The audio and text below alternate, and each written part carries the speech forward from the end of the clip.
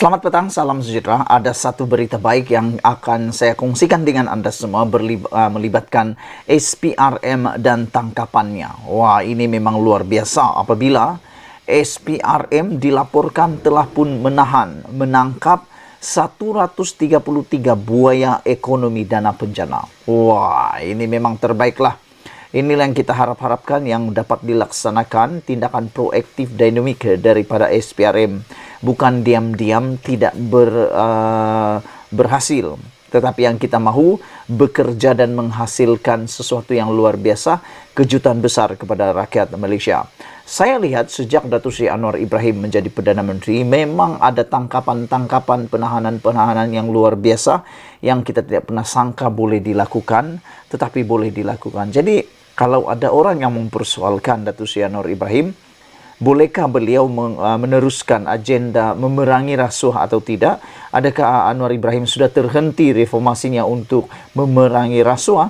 Saya berfikir itu adalah soalan yang bagus untuk kita jawab. Kerana kita boleh lihat, sejak Anwar Ibrahim menjadi Perdana Menteri, tak sampai pun 100 hari lagi, baru menjelang 100 hari, Anwar Ibrahim telah membuat reformasi yang sangat besar, perubahan di dalam kepimpinan ataupun di dalam tindakan proaktif SPRM dalam menangani kes-kes jenayah berkaitan rasuah, penyalahgunaan uang dan sebagainya.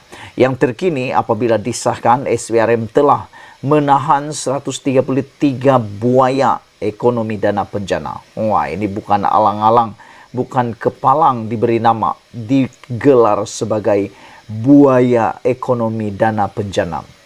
Saya pikir bukan sekadar buaya boleh diberikan gelaran kepada penyangak-penyangak ini, tapi ia lebih tepat kalau kita kata mereka ini penyangak lintah yang memang besar kutukannya. Kerana pada pendapat saya rasuah itu adalah satu kutukan yang tidak perlu dibuat atau diterima oleh rakyat Malaysia. Saudara-saudara sekalian, kita sangat berbangga kerana SPRM makin hari makin berani, makin hari makin cekap, makin hari makin bertindak lebih cepat. Sebelum kita teruskan ulasan kali ini, jangan lupa tekan butang subscribe. Bagi mereka yang belum lagi tekan butang subscribe untuk mendapatkan isu-isu terkini dari channel ini dan membantu mengembangkan channel ini. Saudara-saudara, kewujudan budaya ekonomi yang mengambil kesempatan membuat tuntutan palsu bagi memperoleh dana kerajaan mengakibatkan golongan yang selayaknya mendapat manfaat terpinggir sekaligus menjadikan ekonomi tidak mencapai perkembangan seperti yang dijangka. Timbalan Ketua Pesuruhjaya Operasi SPRM Malaysia, Datuk Seri Ahmad Kusairi Yahya berkata, hasil kerjasama antara SPRM dan agensi serta kementerian terlibat, seramai 133 individu terdiri daripada pemilik dan pengarah syarikat telah ditahan. Manakala lebih 100 syarikat disiasat melibatkan penyelewengan dana dianggarkan berjumlah RM194 juta dalam operasi khas tahun lalu, dengan 34 pemilik atau pengarah syarikat telah didakwa di mahkamah. Tahun ini SPRM akan memberi tumpuan terhadap isu ketirisan dan penyelewengan dana dalam sektor sumber manusia, kebajikan, automotif, pendidikan dan pengajian tinggi, penternakan, pertanian serta peladangan. Tulis beliau di Kosmo hari ini. Saudara-saudara sekalian, ini pasti membuatkan semua kaki-kaki rasuah, penyelewengan uang, bahkan yang disebut sebagai buaya ekonomi ini bergegar lutut dan mungkin ada yang terkencing-kencing kerana takut dengan apa yang ditulis hari ini. Jelas beliau, nilai integriti dilihat semakin pudar dalam segelintir syarikat yang dipertanggungjawabkan untuk membantu kerajaan menerusi penyaluran dana atau bantuan kepada golongan yang memerlukan. Ini satu perkara yang saya kata tadi sebagai lintah penyangak yang terkutuk. Kenapa? sepatutnya bantuan itu disalurkan kepada golongan yang memerlukan, golongan sasaran. Tetapi apa yang berlaku? Mengambil kesempatan pula. Harapkan pagar makan padi. Bukan sekadar pagar makan padi, tapi pagar makan sekali-sekali dengan tanahnya. Saudara-saudara sekalian, kata beliau lagi, kewujudan dana seperti Pelanjana Semula Ekonomi Negara, Penjana, Unit Transformasi Masyarakat India Malaysia Mitra, dan Institut Automotif, Robotik dan IoT Malaysia MARII bertujuan membantu rakyat yang terdesak atau terkesan dari tekanan ekonomi sepanjang pandemik COVID-19 serta meningkatkan potensi diri masyarakat.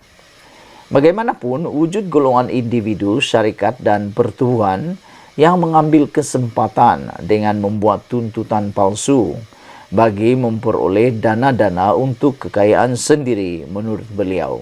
Inilah yang kita sebut tadi. Sudah dibagi betis, mahu peha lagi. Sudah dapat keuntungan yang sepatutnya mereka dapat, nak buat lagi tuntutan palsu pula untuk mendapatkan dana-dana untuk kekayaan sendiri. Itu sebabnya pada awal tadi saya kata terima kasih kepada SPRM dan juga Anwar Ibrahim, Kerajaan Malaysia, kerana lebih efektif cekap di dalam menangani kes-kes seperti ini. Inilah budaya buaya-buaya. Inilah budaya buaya-buaya dan inilah sikap buaya-buaya ekonomi di skala kecil dan sederhana. Nilai integriti semakin pudar dan tamak haloba menjadi budaya dan kesannya golongan pekerja dibuang, mahasiswa menganggur, peniaga-peniaga terpaksa menutup perniagaan. Jelasnya dalam satu kenyataan.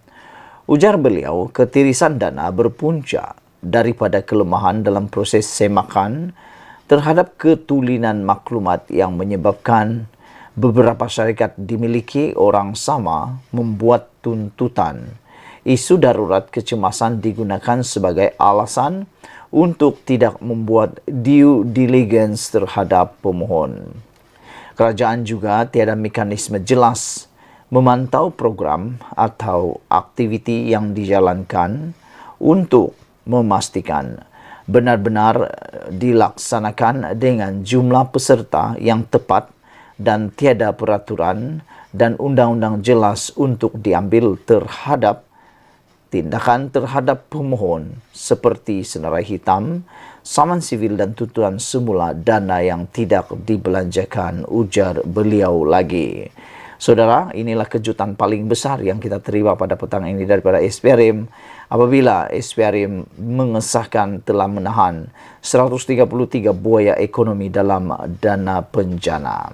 Sekian dulu, jangan lupa tinggalkan komen anda, tekan butang subscribe. Malaysia kita punya, kita jaga sama-sama. Cintai Malaysiaku, bye-bye.